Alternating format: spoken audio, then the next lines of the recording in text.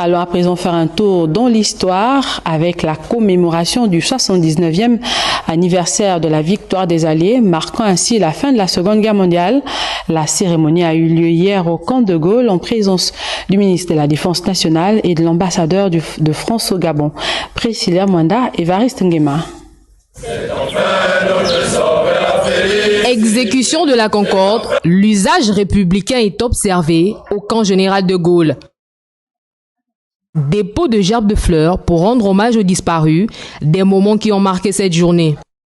Le Gabon et la France, pays alliés, ont pris plaisir à commémorer cette date. Gros sentiment de satisfaction par rapport à cela. Aujourd'hui, les pays sont alliés. Le 8 mai est également une date importante pour l'histoire de la France, mais aussi de l'Europe. C'est une date qui a changé la France. Il n'y avait pas de retour en arrière possible à partir de là.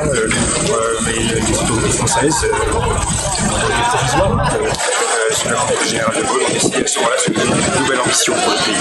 Le Gabon n'est pas en reste. C'est une date marquante également dans l'histoire du pays.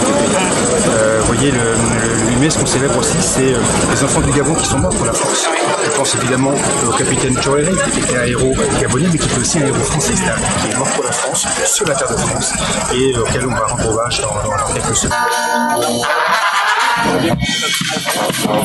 La capitulation allemande, sans condition, du 8 mai 1945, marque la fin de la Seconde Guerre mondiale, débutée en 1939.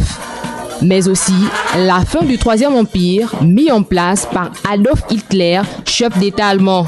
La guerre s'achève définitivement sur le théâtre d'opération Asie-Pacifique le 2 septembre 1945 par l'abandon également de l'Empire du Japon.